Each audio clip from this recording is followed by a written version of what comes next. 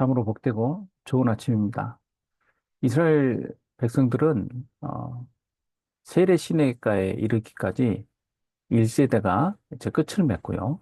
그리고 세렛을 넘어서 모압을 지나 이제 본격적으로 요단 동편을 통과하면서 가나안 입성의 준비를 합니다. 이들이 이제 모압 지경을 지나서 점차 가나안 동편의 중심부로 다가갈 지경이 이르자 아모리 왕이 그들을 막아서죠. 그리고 어, 아모리 왕 시온에게 사자를 보내서 우리를 통과시켜주면 우리들은 어떤 해도 끼치지 않고 길을 지나가만 가겠다라고 제안했던 이스라엘의 제안은 묵살되고 아모리는 공세로 맞서게 됩니다. 그때 하나님께서 이스라엘 백성에게 함께 하셔서 어, 그들이 아르논에서부터 야복까지 점령하였다라고 성경에서는 기록을 하죠. 아르논에서 야복까지라는 지경은 모압의 그 국경 경계에 있는 곳부터 시작해서 아모리가 차지했던 모든 지역들, 요단 동편에 있는 대부분의 중심 지역들을 다 차지한 것을 말합니다. 즉 길르앗까지 차지한 것을 말을 하죠. 이제 길르앗까지 차지하고 날 때 가까이 있었던 바산에 있었던 왕 옥이 이스라엘 맞서서 또 등장하게 되죠. 그때 이스라엘이 역시 바사랑 옥마저 쳐서 무찌르고 어디까지 가냐 에드레이까지 갔다고 했는데 이것은 정말 요단 동편 그 위쪽 바산 끝자락까지 점령했다는 것을 알려주고 있습니다. 바사는 옥은 굉장한 거인족 장수로 성경에서 기록되어 나타나고 있죠. 이 지역들을 이렇게 요단 동편을 전체적으로 점령함으로써 이스라엘은 후에 약속의 땅으로 받지는 않았지만 어떻게 보면 보너스격으로 이 지역을 확보함으로 갓 지파 그리고 루벤 지파 또 므낫세 반 지파가 이 지역을 차지하게 되는 그러한 또 기업을 나누는 그런 방향으로 또 나가게 되죠. 그리고 이제 그들이 이제 가나안으로 건너가기 위해서 모압 평지에 머물러 있을 때, 예, 이 일들이 이 민수기 22장에 전체적으로 기록이 되어 있죠. 어제 이 말씀에, 그 월요일 말씀, 그리고 또, 화요일 말씀에 이어서 보자면요. 모압 평지에 진을 쳤다라고 했는데 이 모압 평지는 사실상 암몬의 밑에 있지만 아모리 족속이 모압에게서 뺏은 땅이죠. 그래서 또 모압의 영향력이 거기까지 미쳐 있기 때문에 모압 평지라고 기록이 되어 있습니다. 요단 건너편, 여리고 맞은편이라고 기록이 되어 있죠.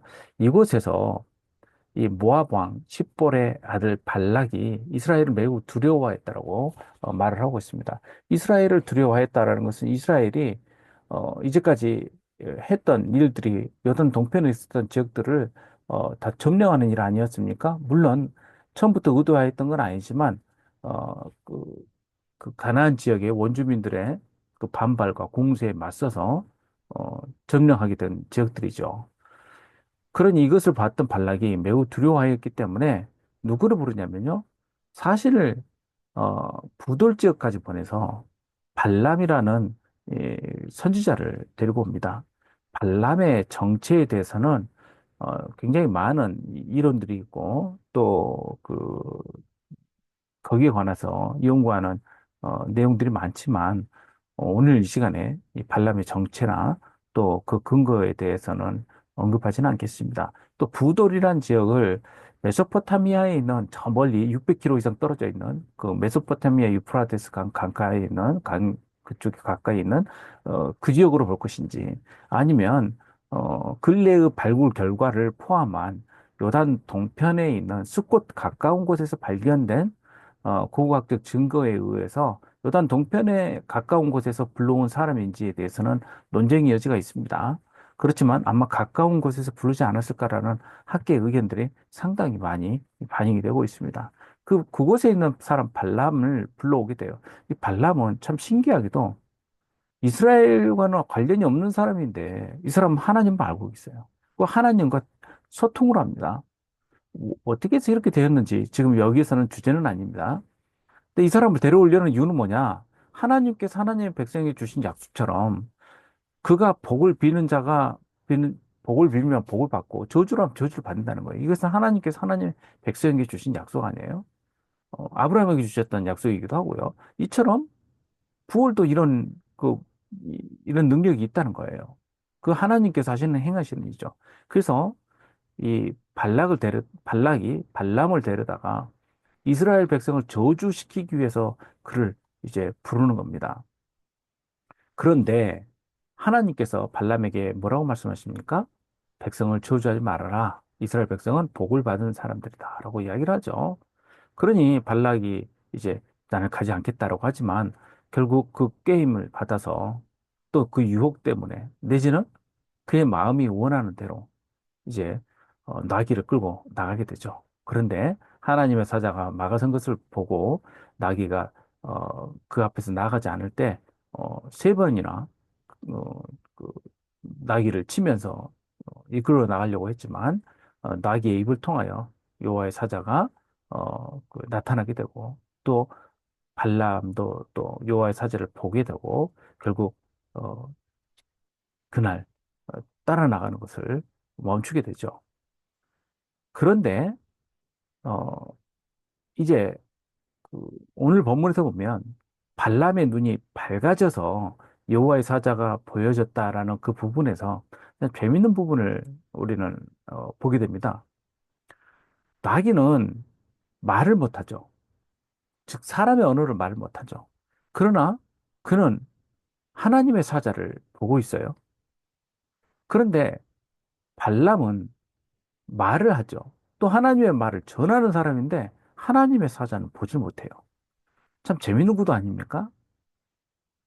이러한 구도에서 하나님은 오히려 나귀의 입을 열어서 하나님의 말씀을 발람에게 들려줍니다. 참 보면은 여기에서 우리가 그 연상 되어서 생각하게 되는 그런 부분들이 이 주제가 있는 것 같습니다. 눈이 먼 사람, 자신은 하나님 말을 할 줄 안다고 하나 생각하지만 정말 보지 못하는 사람. 여기 대해서 하나님께서 말씀 통하여 신랄하게 어, 그, 그 민낯을 보여주고 계시는 겁니다.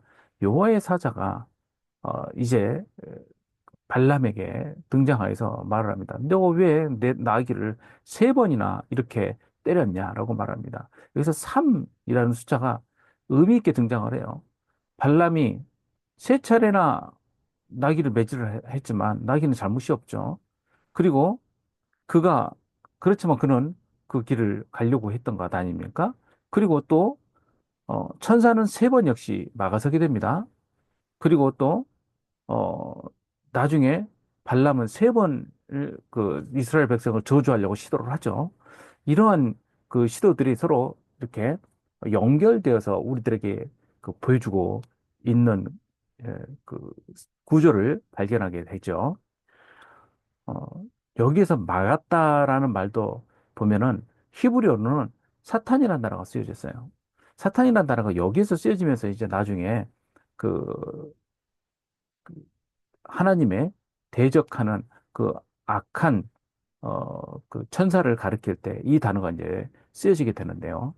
여기서 그 사탄이라는 뜻은 결국 대적하다, 막다라는 뜻이 담겨 있습니다. 그래서 여호와의 사자의 행동은 사탄으로서 행동이 아니라 발람이 했던 하나님을 거역하고 대적하는 발람의 행동을 막기 위해서 등장한 것이죠.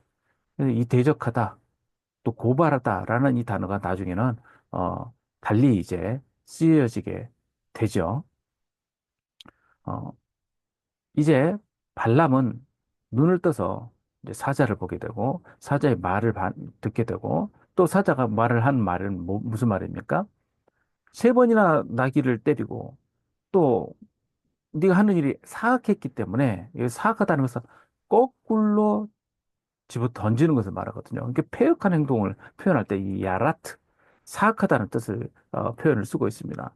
그런데 이 말이 보면은요, 내 길이 사악함으로라고 하는 말은 발람의 행동을 지적하는 이야기인데 이 행동이 발람이 했던 말을 다시금 들려주는 것처럼 들려요. 그것은 바로 우리가 그, 그 전에 보았던 민수기 22장에 나왔던 그 본문 중에 29절에 발람이 나에게 이렇게 말을 하죠. 네가 나를 거역하였기 때문에 내 손에 칼이 있었다면 너를 죽였을 것이라고 말하죠. 여기서 거역하다라는 그 R이라는 단어가 쓰여져 있는데 여기서 거역하다는 단어와 패역하다는 단어가 서로 어떻게 보면은 의미적으로 이렇게 맞닿아 있죠. 그러니까 하나님께서 보시기에는 발람의 행동이 거역과 패역이었기 때문에 여호와의 사자의 손에 칼을 쥐어서 그를 치려고 보내신 거 아니에요? 그리고 이러한 행동이 바로 하나님께서 어, 그,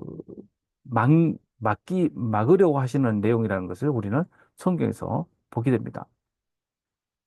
세 번이나 나귀는 돌이켜서 자기의 주인을 보호하려고 하죠. 그런데 그것을 깨닫지 못했던 발람은 세 번을 때리지 않습니까? 그리고는 발람이 하는 말이 뭐라고 말을 합니까? 내가 범죄하였습니다. 라고까지는 그의 고백이고요. 당신이 이를 기뻐하지 아니하면 난 돌아가겠습니다. 말은 발람 참 말을 잘해요. 보면은 역시 그 말로 사는 사람이니까 그런 모양입니다. 당신이 이를 기뻐하지 않으면 저는 돌아가겠습니다라는 말은 마치 순종하는 것처럼 보이지만 실은 이미 여호와의 사자가 칼을 들고 막아섰다는 것은 이것은 하나님께서 기뻐하지 않으신다는 것을 보여주시는 거 아닙니까? 그러면 기뻐하지 아니하시면 돌아가겠습니다라는 말보다는 제가 지금 당장 돌이키겠습니다라고 말을 해야 되겠죠. 그런데 그는 그렇게 하지 않습니다. 그래서 발락이 그 발람은 그 발람에게 여호와 사자는 뭐라고 하냐면 허락을 내려줍니다. 그냥 가라라고 말합니다. 근데 이 허락은 뒤에 한번 돌이켜서 보자면 사실상 하나님께서 허락하신 건 아니죠. 이것은요. 이 허락이 어떻게 보면은 제한적 조건으로 이루어지게 되는데 이것은 하나님의 뜻을 전달하기 위한 내용이지 발람이 이 일을 해도 된다는 뜻은 아니죠. 그때 발락이 그를 맞이하기 위해서 모압 끝자락에 있는 아르논에 있는 그 성읍까지 와서 그를 영접을 합니다. 그리고 기럇 후솥이라는 곳에 가서 그곳에서 그를 위해서 소와 양을 잡아서 대접하는 그 잔치를 벌이죠. 어, 이런 내용을 쭉 보면은 사실 발람은 너무 가고 싶었던 거예요. 그에게서 보상도 받고 또 그가 자기가 하나님의 일을 하는 사람인 것으로 또 사람들한테서 그 권세를 인정받고 싶었던 모양입니다. 그러나 한편으로는 이런 말을 합니다. 너희 집에 가득한 은금을 내게 다 채워줄지라도 나는 내 하나님 여호와의 말씀을 어겨서 하지 못하겠다고 말을 합니다. 굉장히 믿음이 있는 것처럼 보이지만 실은 이 안에는 속임수가 담겨 있죠. 그렇게 말을 하면 가지 말아야 되는데 그는 자꾸 미련을 남깁니다. 하룻밤만 더 있어봐라. 하나님이 다른 말 하면 내가 그 말을 듣고 따라가 볼게. 라고 말을 하죠. 그리고 결국은 하나님께서 허락하시는 그 허락을 듣고 출발을 합니다. 찬찬히 내용을 보면요. 그건 허락이 아니죠. 어떻게 보면은 그건 심판이며 저주였습니다. 만약 그 길로 나아갔다가는 이제 하나님의 어, 사자의 칼에 의해서 죽게 되었을 뻔 하지 않았습니까? 그에게 나귀가 없었더라면 어쩔 뻔 봤습니까? 그러한 내용들을 보자면 참으로 하나님의 일을 하는 사람들, 또 하나님의 일을 하겠다라고 하는 많은 이들이 이러한 자신의 꾀임에 넘어가는 일이 너무 많은 것을 우리는 보게 됩니다. 하나님의 뜻을 분명히 알지만 여지를 자기 쪽에 두면서 자꾸 하나님 뜻으로 더 씌우려고 하는 그러한 잘못된 말입니다. 우리는 우리 양심이, 우리의 신앙이 하나님께서 뭘 원하시는지 깨달아 응답하게 되어 있습니다. 하나님을 믿는 사람이라면요. 그런데 자꾸 거짓된 쪽으로 넘어가려는 유혹들 또한 갖게 됩니다. 하나님께서 원하시는 것이 무엇인지 알게 되었을 때 즉각적으로 순종함으로써 우리가 이러한 유혹과 실수에 빠지지 않아야 될 것입니다. 그리고 무엇보다 하나님의 이름을 이런데 망령되이 쓰는 그러한 죄를 짓지 말아야 될 것입니다. 발람은 하나님의 말 음성을 들을 수 있는 사람이었지만 정작 하나님의 길을 보지 못하는 사람이었습니다. 우리가 하나님을 아는 사람으로서 영적으로 눈이 띄어져서 하나님의 길을 알고 하나님의 길로 갈 수 있는 저와 여러분들 되시기를 주님의 이름으로 축복합니다. 함께 기도하겠습니다. 아버지 하나님, 우리들은 이 말씀을 통하여 그 시대의 음성을 듣게 됩니다. 저희들은 어리석어서 하나님을 속이려고 하고 내 자신을 속이려고 합니다.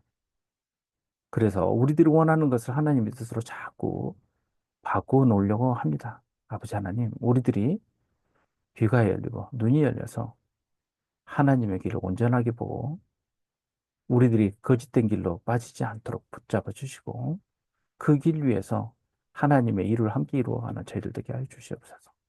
감사드리며 예수님의 이름으로 기도합니다. 아멘. 함께 기도하겠습니다.